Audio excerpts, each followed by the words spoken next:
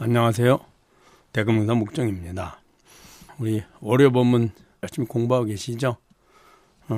요즘 이제 여러분 다 아시다시피 정예결사문을 하고 있는데 정예결사문을 잘 들으면 우리가 왜 공부를 해야 되는지, 왜 수행을 해야 되는지에 대해서 보조 진흥국사 스님께서 아주 간절하게 말씀해 놓으셨습니다. 함께 공부하는 것만으로도 수행의 필요성이라든지 또 수행의 어떤 목적지 이런 것들을 잘 나타내고 있으니까 본인뿐만 아니라 주위도 가족들도 혹은 지인 내지는 도반들과 함께 공부해 주시기를 당부드립니다.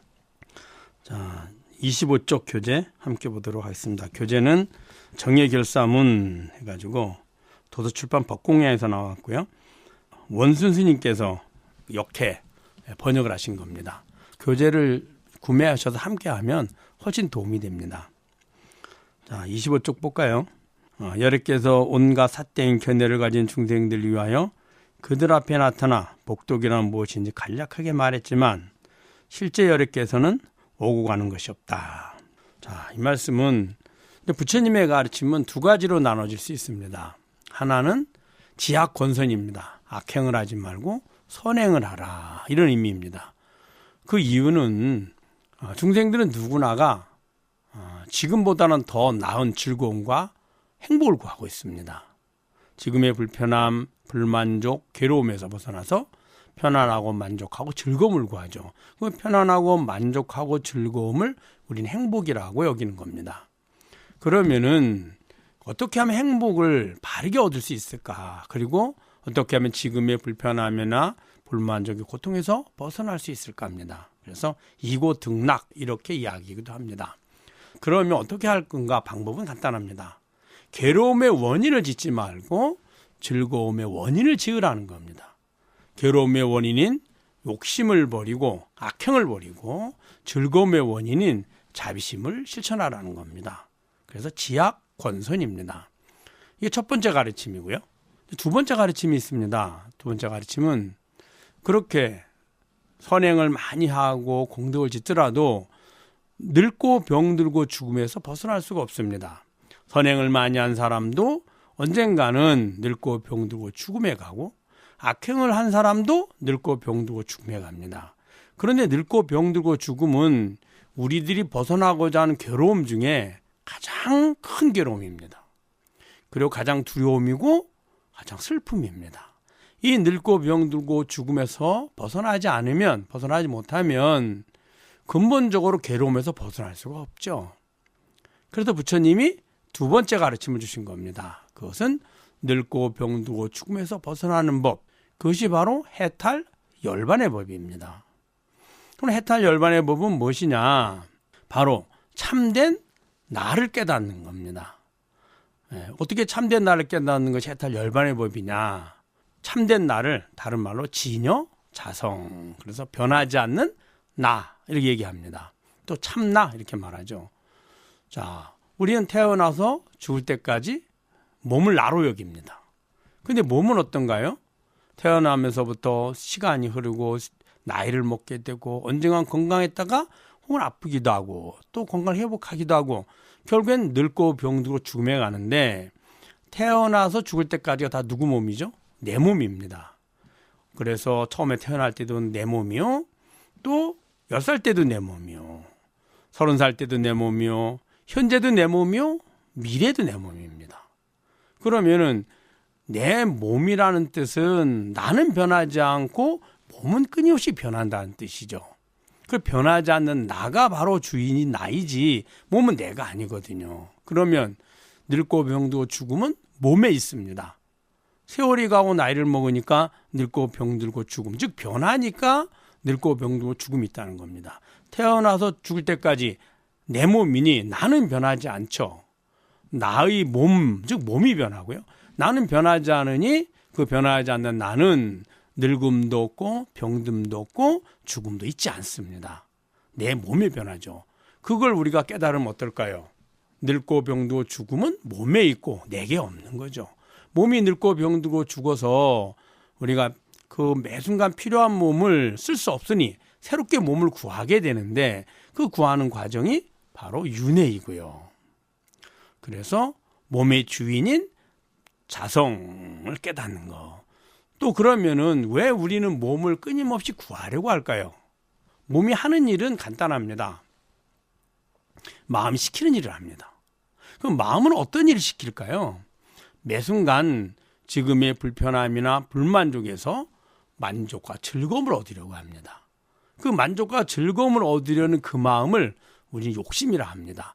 그래서 지금의 불편함, 불만족, 괴로움에서 이것을 벗어나려면 나는 이런 것이 필요해, 이런 행위가 필요해 라고 생각합니다. 그것을 필요하다고 여기면 그 마음을 몸을 통해서 실천하게 되거든요. 실천해서 만족과 즐거움을 구하죠. 즉 괴로움에서 즐거움을 구하는 일, 이게 마음이 매 순간 하는 일입니다. 이 마음을 실천해가는 것이 몸이고요. 그러니까 우리가 몸을 왜 그렇게 나로 착각하고 그리고 사는 동안에 그렇게 귀하게 여기느냐.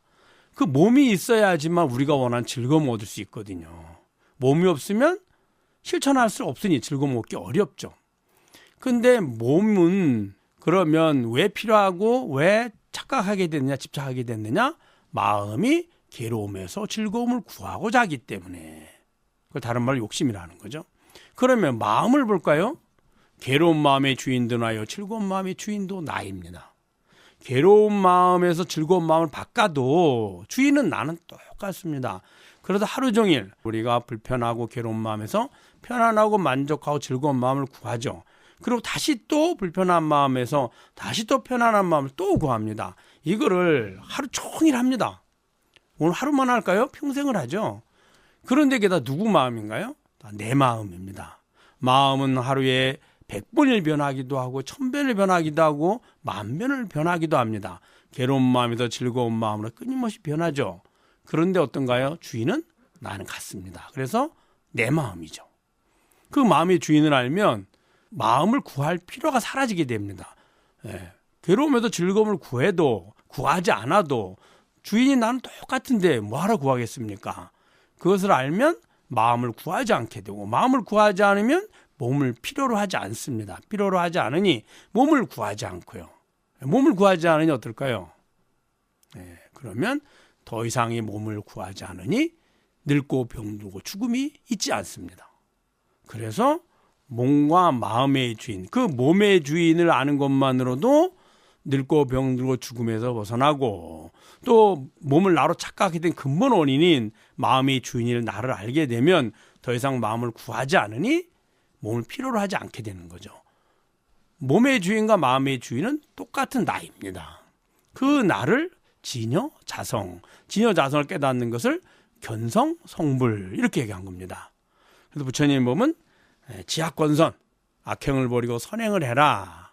두 번째는 견성성불, 본인의 자성을 깨달아서 참된 나를 깨달아서 생로병사로부터 해탈 열반을 얻어라. 이 두 가지 법입니다.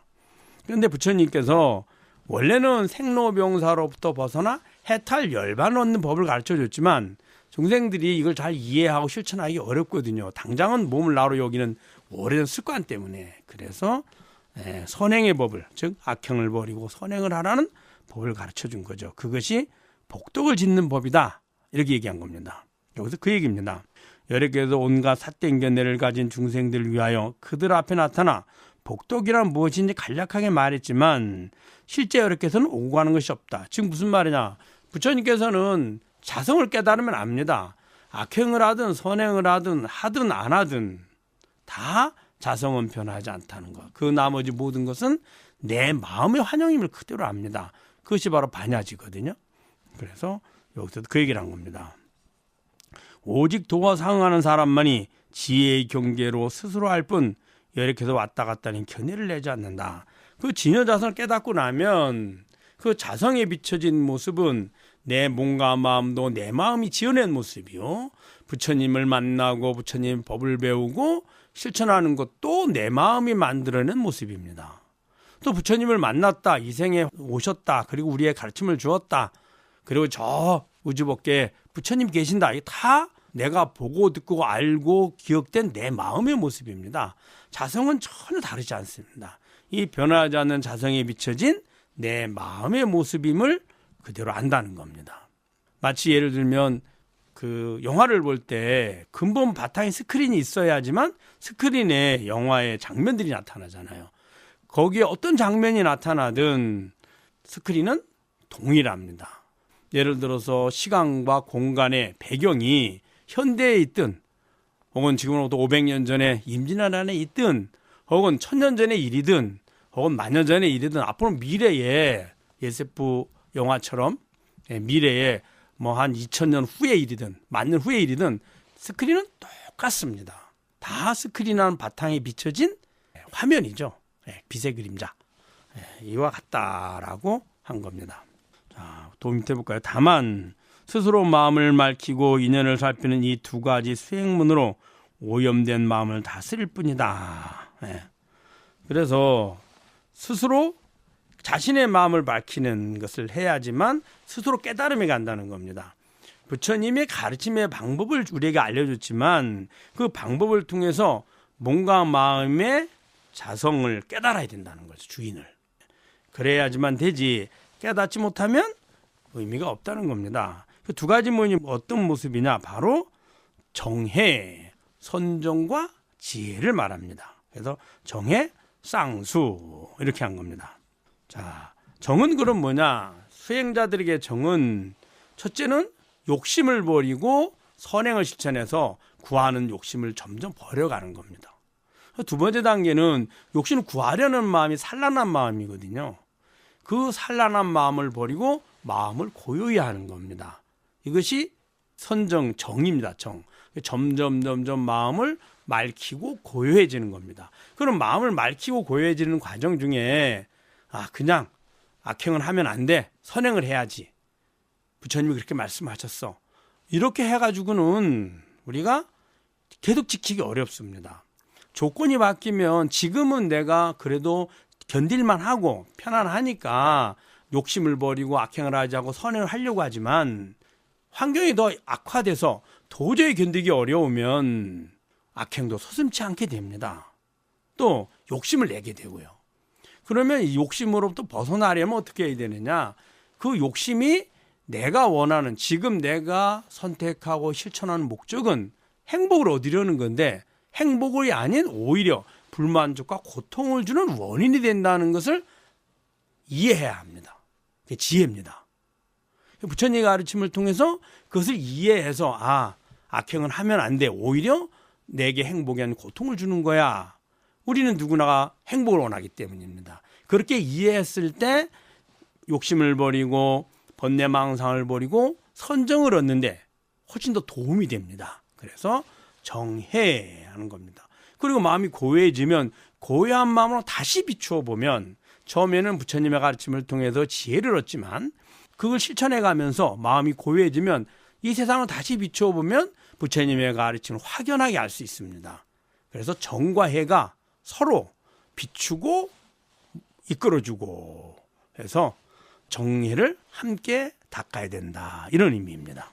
자, 그래서 아르마리가 있어 모습에 집착하여 자신의 견해로서 도를 구한다면 끝내 도를 얻지 못한다. 이 말은 아르마리가 있어서 그래서 아르마리는 뭘까요? 현재 이전에 내가 배우고 익힌 겁니다. 익힌 내가 가지고 있는 지식, 지혜입니다.